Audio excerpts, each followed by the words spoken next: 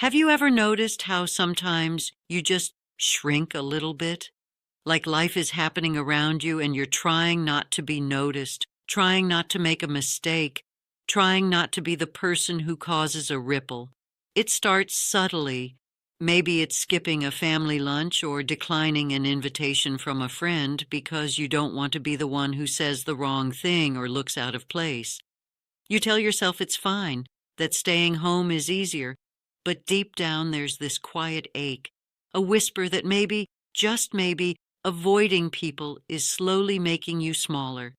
It's exhausting to always measure yourself against the expectations of others, to worry about whether your laugh is too loud, your opinion too sharp, or your presence too much.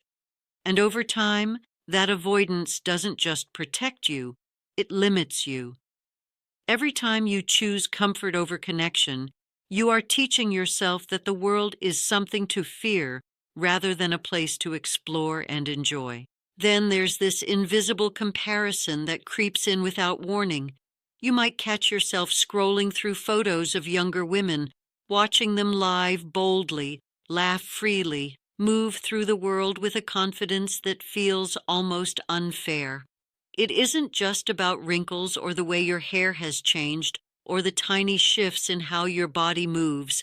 It's about how you measure yourself against every small victory of someone else. And you start to believe that their achievements, their energy, their beauty are reminders of what you've lost rather than inspiration for what's still possible. Your mind convinces you that the best years are behind you, even though experience, wisdom, and self-awareness are yours in ways no younger woman can claim. That comparison weighs on you without permission, a silent critic that grows louder with every glance at the world outside your door. And then you start noticing that even the smallest changes feel like mountains. A new app on your phone, a sudden change in routine, a friend suggesting something spontaneous, it all feels overwhelming. The ease and flexibility you once had has been replaced by hesitation and anxiety. You find yourself planning every step just to avoid feeling lost. Life feels fragile because you've become acutely aware of how quickly it can shift and how easily it can knock you off balance. You tell yourself it's just being cautious, but underneath, there's a tightening, a subtle shrinking of your confidence, the quiet fear that you might not be able to keep up. Every unexpected twist feels like a test you're not ready to pass, and your mind starts imagining the worst-case scenario before the first moment has even arrived. And criticism, even the tiniest hint of it, can sting more than it should. A passing remark from a friend, a gentle suggestion from a family member, even a comment on social media can echo in your mind for days. You replay it, twist it, let it sit there and fester, and the weight of it grows far larger than the words themselves. It isn't weakness, it's an acute sensitivity to the world around you, a sign that you've been stretched too thin emotionally and mentally. That sensitivity makes you cautious, reserved, and sometimes even hesitant to speak your truth or show your full self. You start questioning everything you do, everything you say, wondering if it will be enough or if it will be judged. The world begins to feel like a place where mistakes are magnified and every choice carries an invisible weight. And then there's this pattern where saying yes becomes automatic. You find yourself agreeing to things you don't actually want to do, letting people take more than you're willing to give, thinking it's easier than causing tension or disappointing anyone.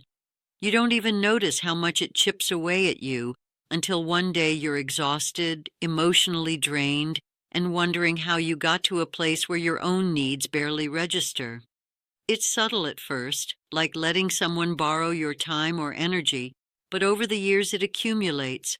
You start feeling like your voice doesn't matter as much, your choices don't carry weight, and even the things you do for yourself feel guilty or indulgent. Fragility isn't always about being weak. It's about carrying too much for everyone else while forgetting to take care of your own heart and mind. And the body, oh, the body can trick you. You might feel stiff or tired or like your strength isn't what it used to be.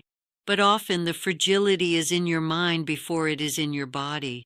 A twinge here, a creak there, and suddenly you're imagining worst-case scenarios, telling yourself you can't do things you once loved.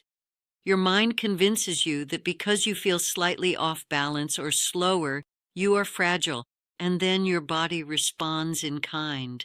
Movement becomes cautious, adventures feel risky, and the freedom you once had to explore disappears under a layer of imagined fragility.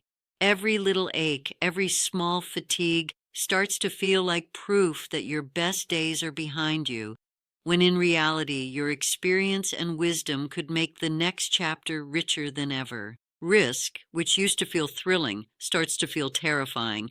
You stop yourself from trying new things, not because you don't want to, but because the fear of failure, embarrassment, or being judged feels too heavy. A new hobby, a spontaneous trip, even speaking up in a conversation feels like stepping onto a tightrope over an endless chasm. And with each risk avoided, your world quietly shrinks. Opportunities that could bring joy, growth, or connection slip by, unnoticed, while your mind convinces you that safety is the only choice. It's ironic because the very thing that keeps you safe also keeps you fragile.